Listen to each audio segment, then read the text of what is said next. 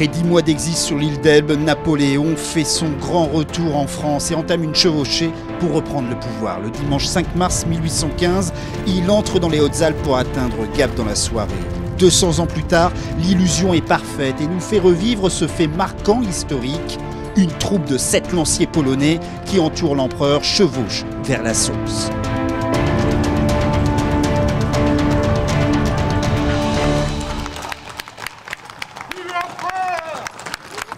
En ligne ici!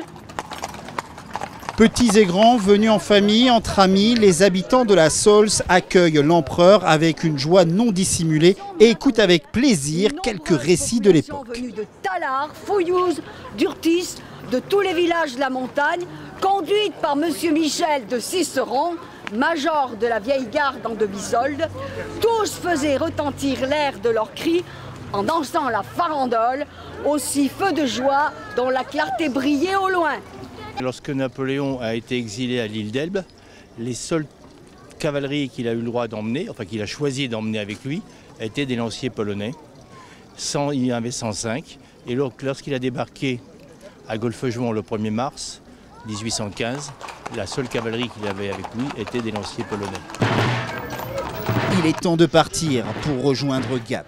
Et pour fendre la foule venue nombreuse, Napoléon pouvait compter sur sa garde rapprochée. En avant!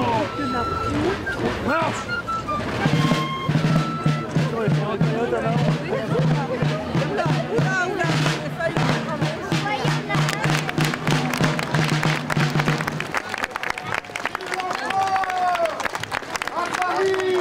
À Paris! Mort au Bourbon!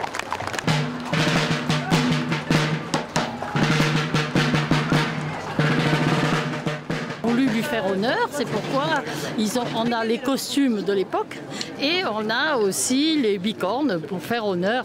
Nous portons des châles qui soient soit en soie, soit en coton, soit en lainage, des coiffes tuyautées.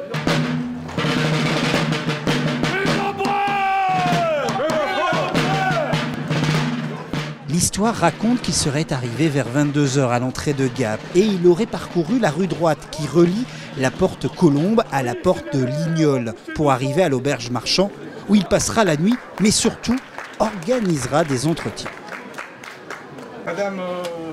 Il va accueillir le maire de Gap, Charles-Louis Dabon, qui s'est fait un peu tirer l'oreille pour venir voir l'empereur. Mais le conseil municipal s'est déplacé et a été accueilli par Napoléon. Mais le maire de Gap s'est refusé pendant cet entretien à employer le mot de sire, de majesté ou d'empereur.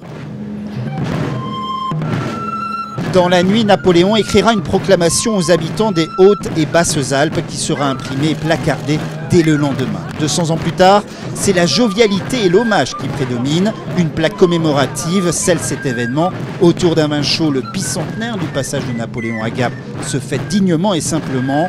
Un moment qui restera pour longtemps dans les mémoires.